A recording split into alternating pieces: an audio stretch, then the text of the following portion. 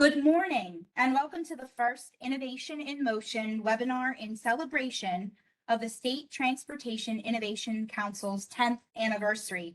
Thank you so much for joining us this morning. My name is Danielle Klinger-Grumbine with PennDOT's Bureau of Innovations, and I am your moderator for today's session. Before we get started, I want to review a few important housekeeping items. All attendees are muted during this webinar session. If you need closed captioning, please select the closed captioning icon that is located in the lower left-hand corner of your screen. A question and answer period will follow today's presentation. If you have any questions, please use the chat box in the lower right-hand corner of your screen to submit those questions. Before I introduce today's speaker, please be advised that this session is being recorded. If you ask a question or comment in the chat box during the session, please note that by doing so, you are consenting to the recording, retention, and use of your statements recorded as part of this session. So I'd like to kick things off today with opening remarks from PennDOT Acting Executive Deputy Secretary Melissa Batula. Welcome, Deputy Secretary Batula.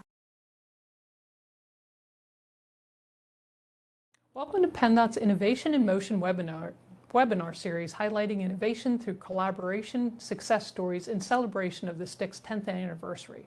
We at PennDOT are committed to pursuing innovation to better serve the people of Pennsylvania who rely on us for critically needed transportation services.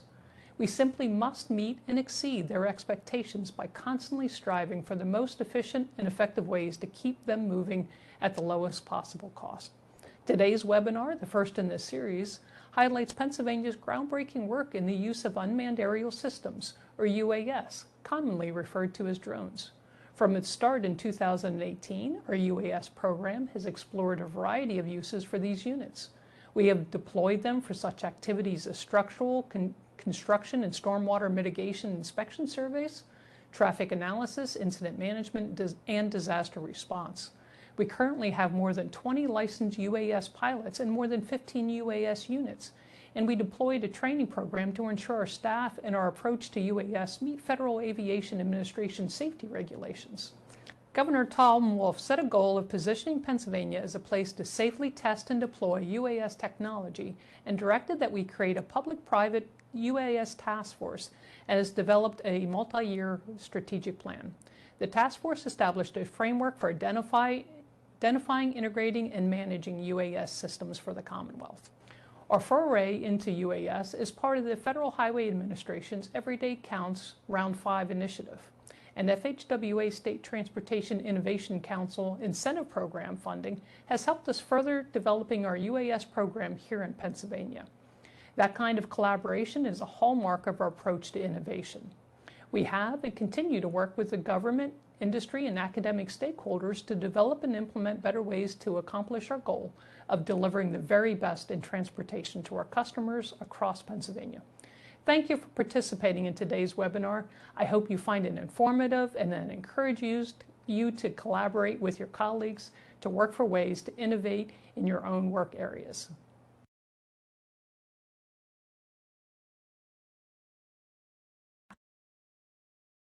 Thank you, Deputy Secretary Batula, for setting the stage for today's presentation. I now like to introduce our main speaker for today, Kelly Barber, who is the Systems Management Division Chief in PennDOT's Bureau of Construction and Materials. Welcome, Kelly, and thanks for being with us today.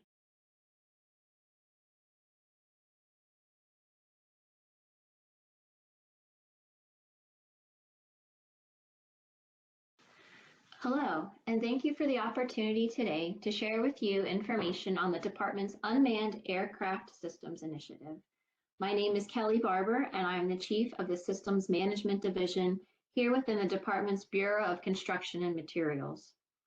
I will be providing a brief background today on the committee's efforts to date, our use cases within the department, and our next steps.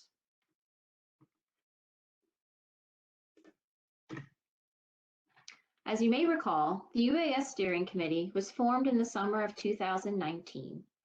The committee has 7 key focus areas: survey, bridge inspection, incident management, miscellaneous, which included construction inspection, traffic, and training, as well as HR, IT, and communications. The recommendation report was released in the spring of 2021 to the department's district's executives and executive team. To date, the department has 27 pilots, and our drone fleet continues to expand, with drones located in our engineering districts 1, 4, 6, 11, 12, and central office. Our current regional structure for UAS flight coordination is broken up into 4 regions, with Vince Mazzocchi covering districts 1, 2, and 3, Kevin Lear covering districts 10, 11, and 12, Stephen Moore is responsible for districts 8, 9, and central office, and Rex Alfies is responsible for districts 4, 5, and 6.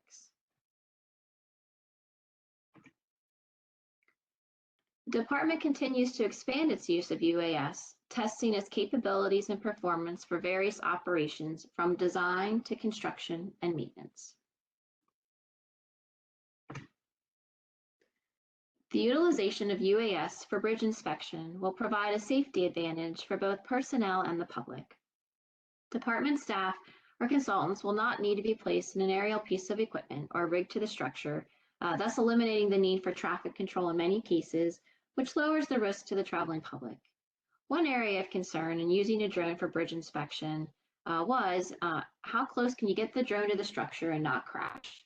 Newer drones on the market now are equipped with collision avoidance systems, which will aid in this concern. The department has furthered its knowledge of usage for drones for bridge inspection. District 1 recently received an infrared drone, and they have flown some initial pilot missions performing some deck scanning as well as roof inspections on some of their maintenance facilities. They are continuing to test the deck scanning within their district and are working with the central office team on identifying software which could be used at the statewide level that would be helpful in analyzing the infrared imagery. Moving on to survey, the additional spatial and 3D data captured by UAS can greatly improve the site model needed by the designers and project managers. Having this data will support the department's digital delivery directive initiative. Aerial imagery captured of the project areas can be used to supplement the 3D ground surveys. Utilizing the RTK drones and setting sufficient ground control ensures the delivered model or ortho photo maintain accuracy to the project control. Programs will allow for proper model construction, point and line feature extraction, and DTM creation. As efficiency with the technology grows, conventional survey crews will be kept safer and utilized more effectively. The usage of UAS in construction has expanded from capturing project photos and quantifying earthwork to providing project progress and opportunities for capturing operations for training of staff. District 11 is currently piloting a handful of software opportunities, Reconstruct, Datamate, and Multivista, which utilize drone imagery to monitor construction progress and additional analytics dependent upon the program. The first solution they have been test driving is Reconstruct. They are utilizing it on 2 projects, the Kenmore Bridge replacement and the McLaughlin Run roundabout. The pilot projects do not have a 3D model associated with them, so the solution is unfortunately not able to be tested to its full potential, but the team is already seeing the benefits in using the drone captures. This project is a replacement of the Kenmore Bridge, which is located in Allegheny County. So this is an example of Reconstruct. This project is a multi-phase project that required the installation of a temporary bridge to keep the traffic open while working on demolishing the existing bridge and installing the new one. So Reconsulting performed periodic drone captures of the construction site to document progress in detail. The drone images are uploaded into Reconstruct to create a 3D reality model, known as a point cloud, of the construction site. As time passes and more work is being performed, traveling through the timeline in Reconstruct shows the progress in detail and gives the user the ability to navigate the site and jump into any image to see more details and measure any part of the site with the sub-inch accuracy. Reconstruct gave the team the ability to document the continuous progress and place it on a timeline. Also, Reconstruct reads the GPS information from the drone images, and it creates an orthographical view of the reality model and places it on the map. Moreover, in Reconstruct, the reality models get automatically aligned with the plans, drawing set, and the BIM models if they exist. The user can go back remotely anytime to any reality model to perform quality control and quality assurance, compare the actual work with the design BIM models or 2D drawings, and perform any measurements needed. At the end of the project, Reconstruct can maintain the detailed digital as-built, and any of the point clouds can be exported as the basis for the future design.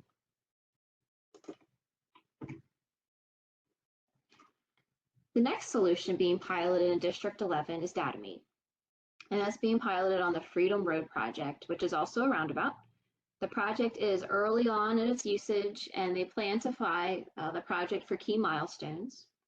The next couple of slides will demonstrate some of the key functionalities that are available through their DataBIM construction analytics. DataBIM can be used to measure the cut and fill areas. You can use it to measure distances within the project. You can trim cross sections, and you can also make note safety as well. So this is all within the DataMate portal that staff would have access to that are utilizing the solution. It can also be used for clash detection, volume calculations, and cross-section design, which we've seen, the volume calculations with previous, just in general, drone usage. So having a 3D model is key for utilizing all of these features. And similar to Reconstruct, DataMate ties into the contractor's ASTA schedule to show site progress. The slider image on the bottom left-hand of the screen demonstrates the ability to move across the timeline and view progress of the project. Another key feature is the ability for the model, when tied to the schedule, to visually show if a portion of the project is on track, close to being behind, or late. As the department continues to be familiar with the solution, additional information will be shared with the department and with our counterparts as well. District 11 is also using Multivista for their group projects.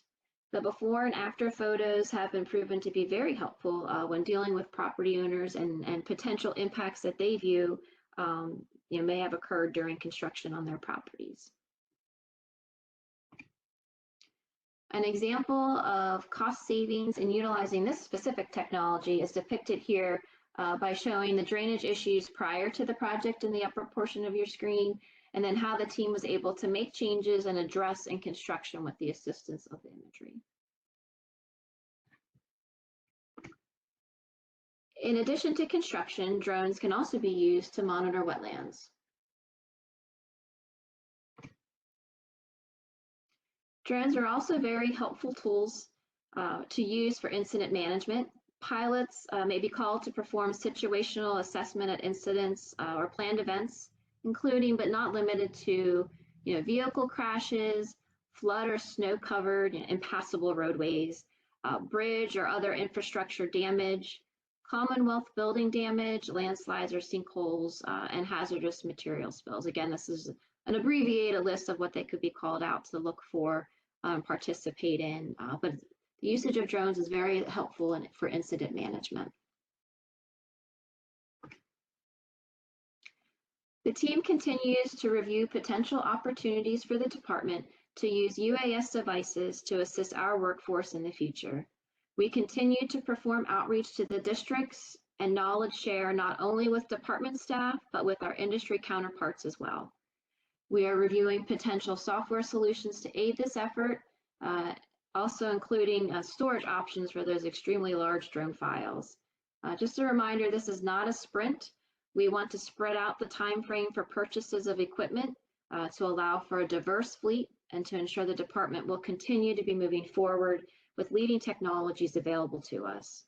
Drones will continue to aid the transportation industry into the future, assisting with all of the areas covered today, but even more so as advanced technologies are available to us. If a district is interested in starting their UAS program, please reach out to myself. My contact information is here on the screen. And you're also able to reach out to Stephen Moore. He's the Chief of Photogrammetry and Survey Section. He would be able to assist in getting you started and being able to share the information with the different purchases that we've made throughout the department and the key areas for those specific drones that we've bought and the applicability to the uses you look to use. So again, please reach out if you have any questions. Thank you for your time today, and I believe we have time for questions. So I'll turn it over to the team. Thank you.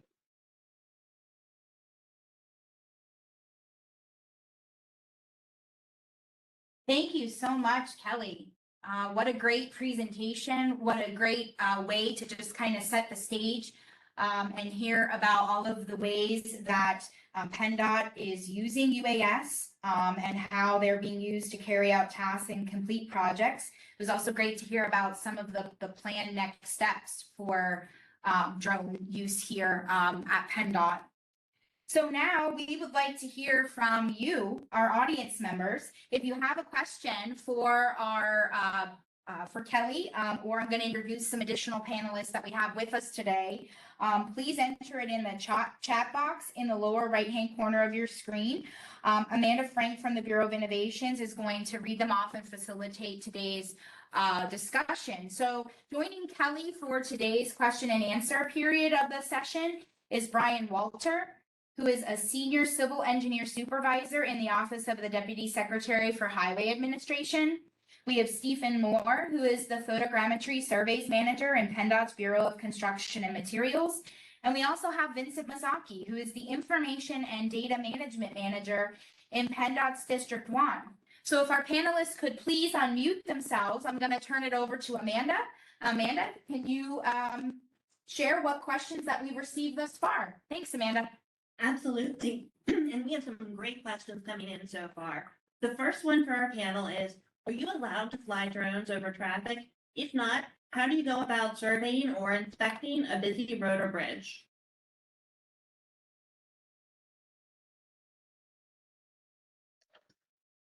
This is Stephen Moore, the Chief of the Photogrammetry and Survey Section.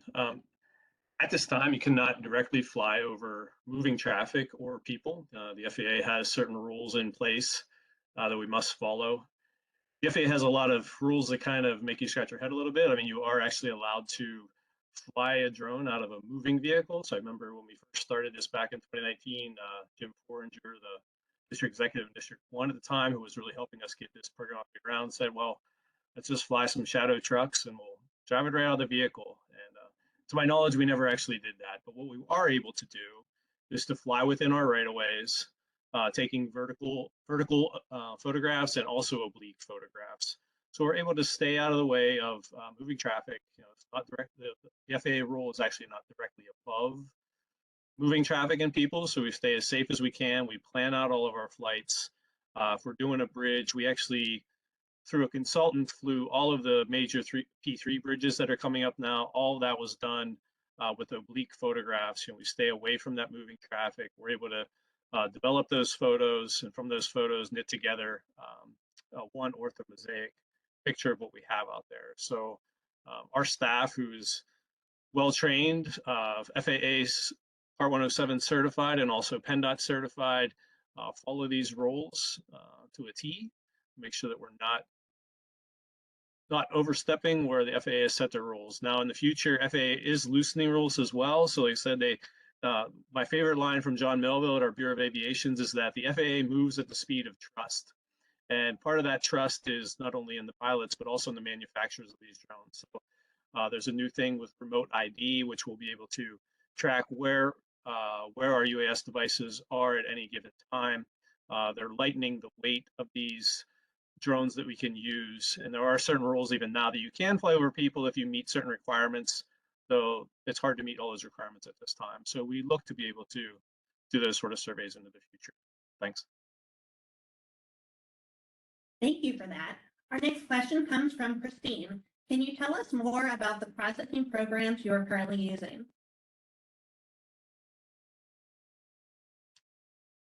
Stephen Moore again. Yeah, so we are trying out a lot of different processing programs, photogrammetry and surveys. We use a program called Trimble Business Center, which we're able to process through our DJI drone flights, most particularly like our DJI Phantom 4s. We're able to post-process those locations or use real-time locations to have very good point positions on every photo center and get very nice reality captures for the purposes of mapping and surveying. We're also using Bentley's context capture. Context capture is a little more free-flowing with just photo capture and be able to stitch those together to make a relative model. It can also be tied to any sort of state plane coordinates or however you control that as well. But Bentley context capture is one of our main uses, Trimble Business Center. We also, when we first started working with drones or UAS devices, we were working very closely with a company called GeoQ, and GeoQ has some processing software that we use, one mainly for processing point positions, and then being able to tie that in later with our Bentley context capture and TBC, Trimble Business Center. We're looking at a lot more processing tools. I know we've currently purchased for District 11 a Carlson product called Photo Capture that Kevin Lear is using out there with good report. We're looking into also looking into expanding with the GeoQ products have come a long way. And I know District 1 is really looking for their thermal imagery camera, looking at processing tools up there. So as a department, we're all kind of sharing our information and working together to get the best tools that we need. And we know that there's still more out there that we need to explore. Thank you, Stephen. Our next question comes from Heather. How large is PennDOT's drone fleet at the moment and for central office and districts? Brian, do you have that count? I know we just went through it. It's north of 20 drones. I don't have the exact number, but I know it's more than 20.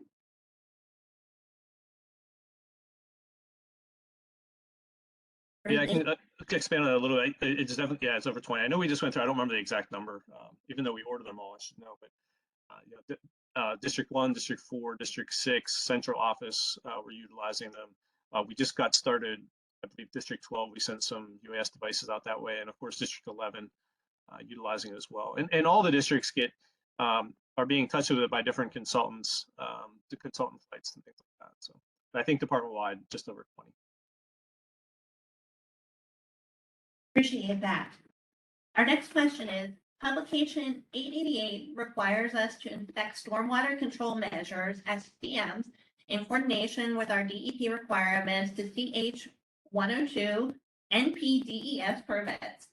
With increasing amounts of NPDES permitted projects adding to the amount of SCMs in each district, 383 in District 9, wouldn't this also be a good use of a UAS?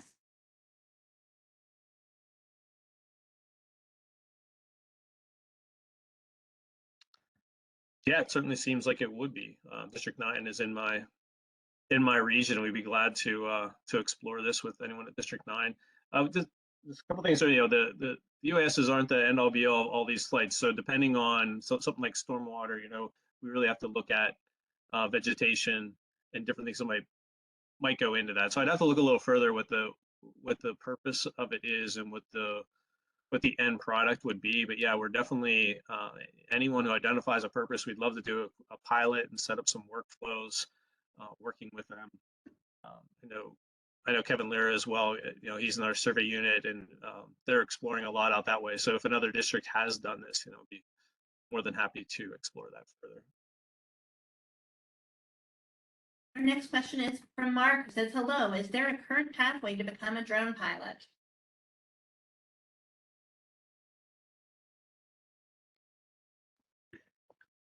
Brian, you want to take that? Sure. Currently, there have been some personnel changes within the Bureau of Aviation who was handling some of our pilot certifications. And we have a meeting coming up here in a couple of weeks so that we can make sure that everything continues on its present course. But first of all, there has to obviously be a need for a pilot. The department will not pay for training or licensure for someone to rise to the next higher pay grade, but I don't believe that's an issue with drone pilots at this time. It would have to be added to the position description and the EPR as a job requirement. And once the licensing exam is passed, then the pilot can be reimbursed. However, the department does not pay for training. And that's really not an issue because there's a great deal of training and information out there for free on YouTube or just about anywhere you would look. Thank you. And that also addresses the next question from John, who had said, would drone training or licensing be something that may be available to PennDOT employees in the future? Our next question is from Dennis. What is a typical response time to get a site surveyed via drone, and how quick can we respond?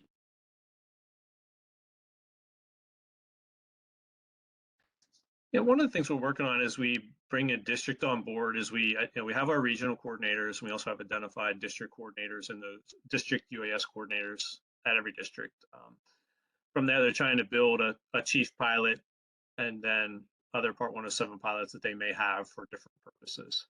So, as we kind of build that out, each district would kind of have to answer it differently. I know, like in District 6, where it's well established, District 1, District 11, that they can respond quickly.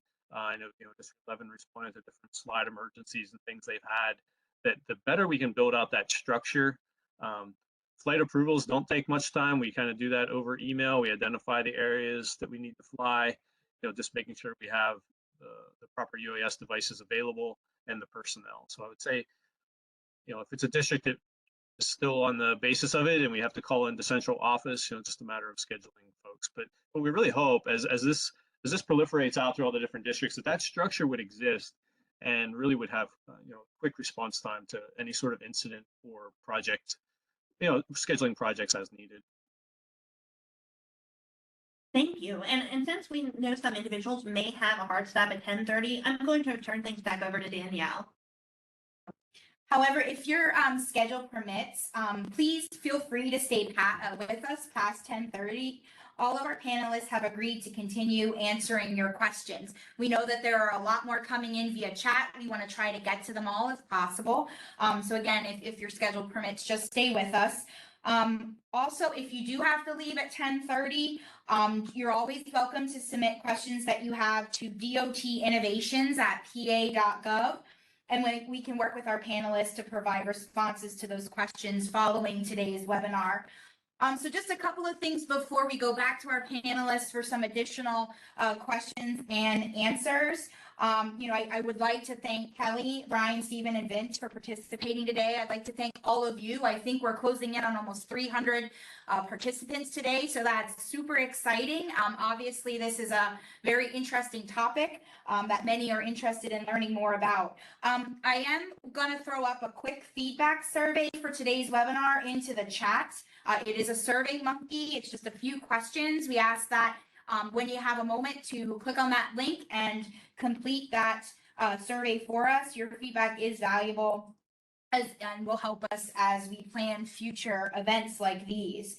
I also want to call your attention to a couple of great resources, again, before we head back to the Q&A with our panelists, which kind of highlights some additional ways that PennDOT and its employees are innovating each day.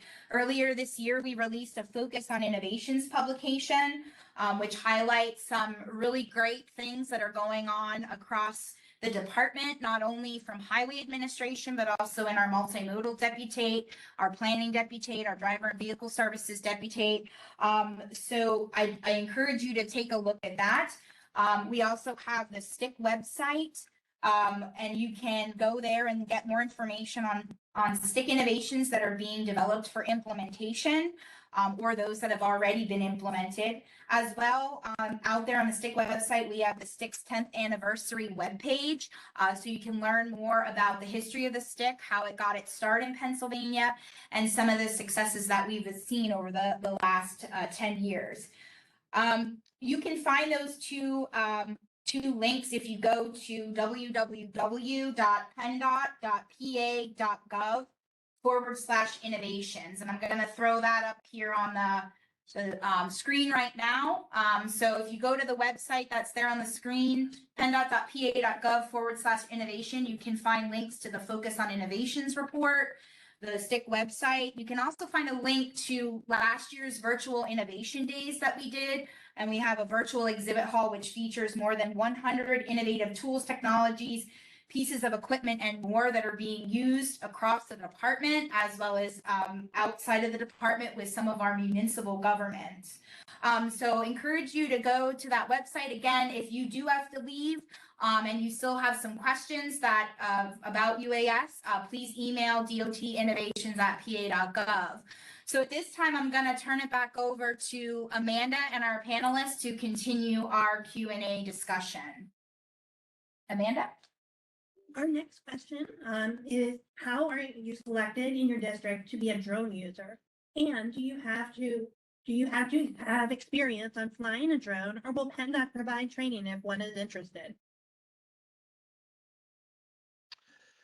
That's a great question. I mean, early on when we established the UAS steering committee, a big question was, who's going to fly for us and how are we going to set that up? And one of the determinations were made, as long as it makes sense in the job description that you're at, but anybody essentially could be a drone pilot for us.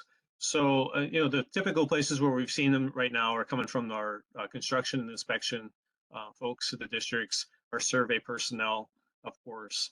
But yeah, I think the most important thing is if you have an interest in it. I think some came with not any sort of UAS, flying drone experience or hobbyists, though others certainly have. The department is working on, I know they were out of the Bureau of Aviation, working on training for our PennDOT pilots, some hands-on training, but also, like as I said, as we set up these structures within the district, District 11 is a good example. They have a UAS regional coordinator, district coordinator. They study for the exams together as people need to, or share resources and that sort of thing. They're able to go out. It's important that you keep your skills up. You don't want to somehow become a drone pilot and be called out once every 6 months. It's important that we know how to fly these very well under different conditions and for different purposes. So again, I think that all falls into your district, and we just follow up with them if your district's starting a program or if you're interested in it. Find out at that level, or you can always reach out to me, and I can let you know what I know is happening in your district area. Thank you. William asks, are DataMate and MultiVista available for everyone in the department, or is it a license-based? So DataMate and MultiVista, as well as Reconstruct, they are all being piloted right now in District 11 as part of our STIC initiative that we've received funding for. So at this point in time, they are not available for everyone in the department. But based off of those pilot projects and the information that we can take away from those, there'll be the recommendations, and then from there we would come up with the game plan for licenses for the department. So not at the moment, but I would imagine in the future something will be available. Thank you. Our next question comes from Mike. Are we using drones for creating point clouds that would be used as surface data for design or construction? Yes. So currently now we take aerial photos, which uses structure for motion. So basically it's knitting together all of those photographs and then tying to ground control if we're using it for some sort of 3D model for a bridge or a ground surface. So yes, all those photos will get knitted together. And then from that, we're able to create a point cloud, either using Bentley Context Capture or Trimble Business Center.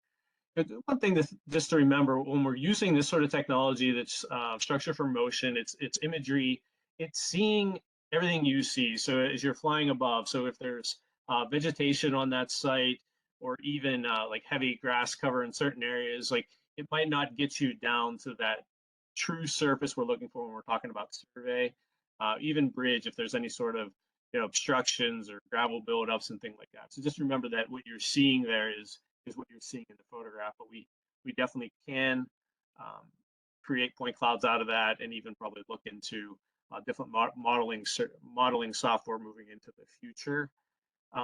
What we're presenting for new PIF funding here at Photogrammetry and Surveys to actually branch out to get a LiDAR unit to attach to a UAS device. So we look forward to that, where we'll actually, instead of having the structure for motion imagery, we'll actually have LiDAR returns coming back. And some of that will help to penetrate some of that vegetation, still not going to get fully down to that ground, but definitely be able to help us to broaden our fleet and broaden what we're capturing for our deliverables. So we look forward to that, to getting that PIF funding this year. Our next question comes from Nettie. Do you plan on integrating site scan into your UAS program?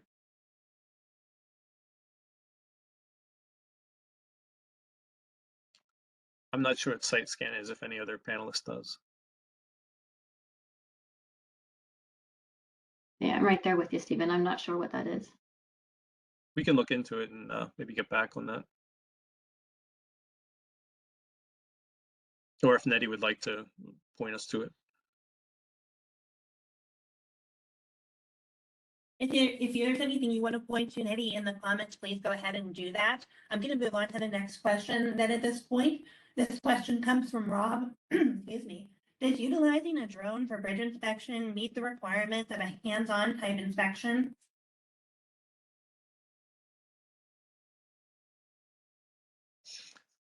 So this is Steven. So I'm not an expert on what our requirements are as far as inspection. What I do know we're able to utilize drones for is to do that initial scanning to get out there and get a look at everything that's going on. I imagine as they identify certain areas where scour may be occurring, or different deficiencies in those bridges, that it would still require that someone get out there. But what this technology is enabling us to do is to do those sort of big, large scale scanning, looking at that bridge in detail, getting all those photographs that we need. And again, as problems are identified, I know we're doing a lot of MSE wall monitoring out of our office right now. So what we're able to do is scan that whole wall, get a good look at it, check it for plumb, check it for deficiencies, and then we can identify a deficiency that comes, is showing outside of the spec, that we can then say, notify our bridge units and say, hey, take a good look in this area. We think something's going on. And I imagine that's the same process for our bridge inspection personnel. William asks, what are the current make and models of drones that the department is using? And luckily, Mike Luce has fed me the answers to this question out of our office.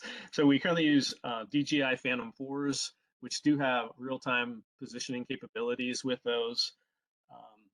Well, some of them, we have a straight Phantom 4 and then some Phantom 4 RTKs. We have Mavic 2 Pros, Mavic 2 Zoom out in District 11 that they requested for bridge inspection. Mavic 3s that we just acquired this year, Mavic Air, and some Mavic Minis, all being used throughout the different districts. Our next question is, we are just using the existing software, or are we planning to develop deep learning and inspection software with a drone with deep learning at PennDOT?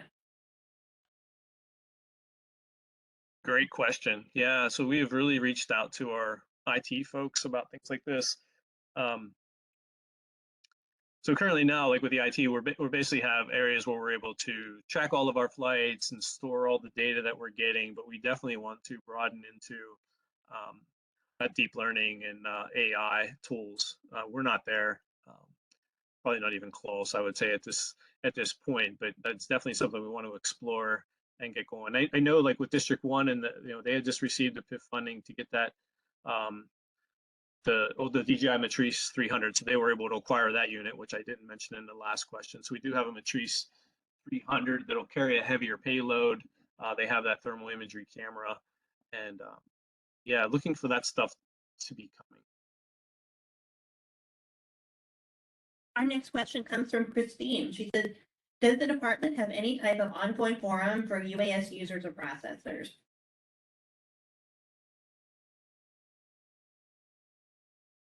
Good question. I know something that came up out of here was there a UAS resource email, but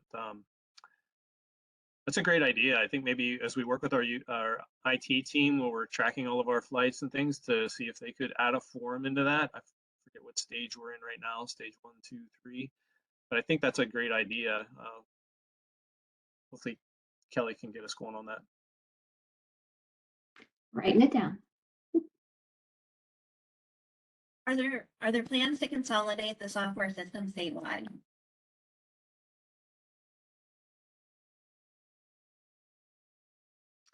I would say yes, that's another part in our program right now. Right now, we're still really trying to work together as a group and explore the different solutions we need for survey or inspection, and utilizing the tools that we have. But the idea would be, yes, that we go and identify best practices and identify software solutions that we have, which has been kind of nice that all the districts haven't jumped in at once and kind of gone their own ways. So we definitely are looking at that through the piloting that has been going on since the inception in District 1 and 11 through our group down at central office. That would be the plan. And then as people find different uses or different software, like SiteScan might be one of those. I'm not sure, but that we keep exploring what's coming out. The UAS is just a super diverse and constantly changing technology, be it from the UAS devices themselves to the software to the products that Kelly pointed out with not sure but DataMate. And I used to teach down at Hack in a survey program. We were looking at DataMate way back then, and what they're able to do today has just changed dramatically. In that probably under 5 or 6 years. So, hope that answered it. I've kind of bounced around on that one. Our next question comes from Chris. Do we have department drone operators, or are we consulting out these services? It's both. So I know us at Photogrammetry and Surveys, we have 4 open-end contracts, and right away when we started this in 2019, we made an effort to get all of their Part 107 pilots certified with PennDOT so that they could fly. So we have capabilities out of our office to do any UAS flights that might come up. The P3 bridges that were done, that was done through contracted pilots across the state. A lot of the construction companies that are out there are a lot of construction projects with private contractors doing the work. They're using their own pilots to fly, sometimes for things for PennDOT, but also maybe just some of their own, contract staging or just watching what's going on out there. So that's done there. But also, I mentioned the districts that have flights. I'm getting a lot of texts and emails while this is going, and I appreciate all the information that's coming in. So please keep sending it. But I know Rex Office is letting me know that District 6 is expanding their pilots down there as well. So we really look forward to the districts, someone from it seemed like District 9, identifying those use cases and maybe identifying some personnel and getting you the devices you need. So and I think that's in Melissa's vision from what I understand. And I don't know a whole lot about what Melissa Batula introduced in the beginning about they're also doing that private partnership. I'd love to hear more about that. Hope we can share more about that. But that would be the idea, that we are able to call upon anyone we need for any project we need to. A lot of this is really specialized. So, we might have drone pilots and coming on, but you need many, many hours of experience to fly certain projects and in certain situations. So that's where some of our consultant pilots can really come in and help us to do the more complex projects. They might have access to software that we do not, so they're able to process those point clouds, like the question came up, to develop 3D solid models and those kind of things. So in your district, should really keep that in mind. And if you are a private consultant who's able to help us, you can always contact me and see if we can't get your services somehow. Our next question. Something else that we haven't emphasized very much is the PennDOT certification process, which was something else that was also being handled by the Bureau of Aviation. But there is more to being a pilot than simply getting a Part 107 certificate. We do have a PennDOT certification process for pilots, and that's multi-tiered so that, a pilot, a lower level pilot can go out and maybe take site photos, whereas you'd need to move up to a higher tier to say, do survey or certainly bridge inspection.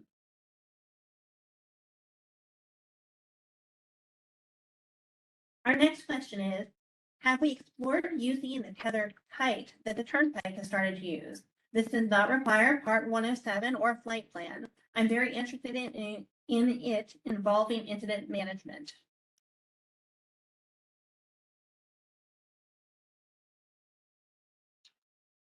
Yeah, I think it's a great idea. I think if there's someone else that's more of an expert on incident management, they'd like to chime in, but we have not explored tethered UAS at this point. I don't know if somebody else wants to share more. Stephen, this is Vince. I have looked into this a little bit, and I've seen the Turnpike use this conceptually on their mainline system. It is a neat concept. However, given the cost, we haven't really justified yet any pursuit of buying one, I'll say. So I do know that it's a great idea in terms of longer flights. I think what the Turnpike has is some system that allows them to have more. Actually, the tethering system is some sort of a battery system, so it allows them to fly longer than the typical like 20 minutes or so that you can get out of a normal onboard battery. Their incidents may be a little more complex at times, which in that case justifies having spent the money on one of these systems, but we're still working on that. We're exploring that in District 1.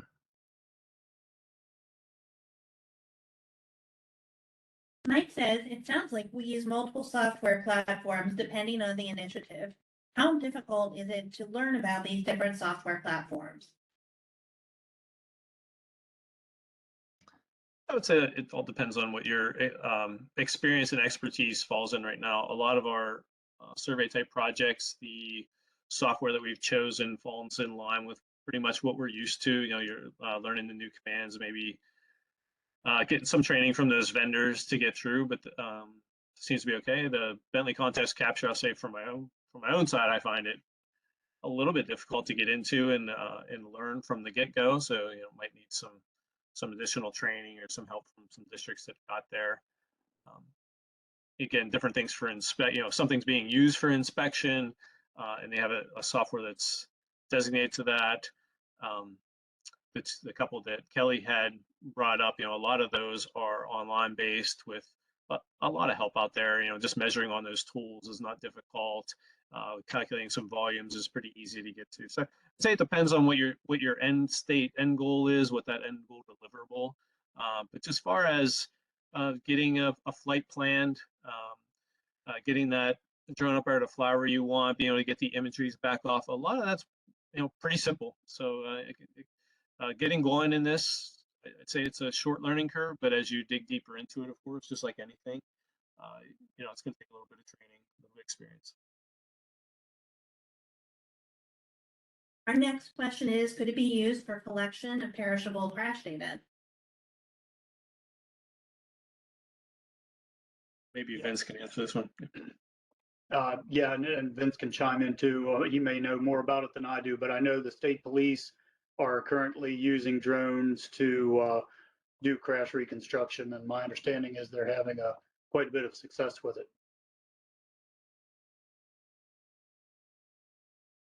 I concur with that. That's about the extent of what I've seen from the state police, although I don't know if we as PennDOT could be in any kind of supporting role. I'm not sure what the circumstances are surrounding that, but equipment wise, I would say we are prepared to do that if we had to. And our panelists have been kind enough to be posting some additional information in the chat as well. So if you have a chance or if you've asked something that they mentioned, additional information will be provided. There are links as well as additional comments from our panelists. So please make sure to watch for that, as well as as Daniel mentioned before, the link to our unmanned aerial systems survey for today's webinar session. Our next question comes from Mike. I'm sorry, our next question here comes from Drew. Does PennDOT work with drone pilots outside of PennDOT? Yes, we certainly do. Like I said, we use a lot of partners from our consultant firms. to help us out. But again, like Brian had mentioned, we have the PennDOT certification, which was up and running very well, and Bureau of Aviation had personnel there. We're still exploring now. So if someone does not have that PennDOT certification, we're going to have to find a way to get that going again. And PennDOT certification, just to add on, is only required if the department requests you to go out and fly. Like I said, some of our contractors that are out flying for their own purposes, I believe they're allowed to do that without the PennDOT certification. I have to double check that, but I think that's how we had written it up at the beginning. And Yes. we can, A side note to that, I was reminded that any surveying or 3D models that's to be used for design needs to be run through the district survey units. So you want to get them involved early on in the process. we did have a question in the chat that asked if we are going to be recording the question and answer period. And Travis had responded to everyone that yes, we are. We'll make it available to everyone. We also had a comment from Nettie that SiteScan, because we had asked a question earlier in the session about SiteScan, and SiteScan is an ESRI-based software program. Panelists, is there anything else you'd like to say in addition to the SiteScan, just to circle back to that question? I would say we'll look into it. Thank you for bringing it to our attention. Yeah, I think I was attending a meeting at the Turnpike Commission where they had brought this up. Again, I will add some of the things that are in there, like the drone inventory, flight history type stuff. Our IT group is really doing a fantastic job in helping us get that organized as far as that aspect goes. But there does look to be some interesting things that Esri's doing. Yes, in the future, will new drone purchases be USA made due to security and geopolitical concerns? Yeah, I would say this is one that kind of waxes and wanes in its importance of that. There was a whole time when DJI was kind of out because of being a China-produced model. The nice thing about it is we have easy access to DJI. The prices are very low, which I'm sure any sort of drone enthusiast is well aware of. I know the Bureau of Aviation has attended certain meetings where they've talked about this, and I also believe there's going to be extra funding freed up to purchase UASs developed in the United States. We have been currently looking at a company called Skydio. Skydio has done a few demos for us out in District 6 and here at Central Office. That is a UAS manufactured drone, and from my understanding, District 6 may be looking into a purchase there. So it definitely is definitely something on our radar that we're looking at. But again, unless some certain policy comes out or anything, it just the DJI products are very easy to acquire. They're very inexpensive, very easy to use at this point, I'll say. We're also looking at a Skydio for District 11. They just did a demo out there last week, and we're looking to pick up at least one of their units to evaluate for bridge inspection.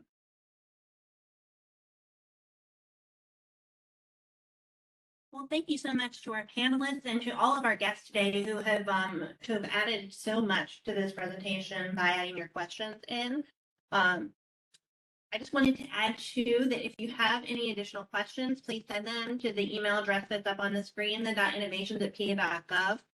Also, if you're interested in getting a recording of this presentation, please also send an email to that same link. With that, Danielle, I'll turn it back over to you.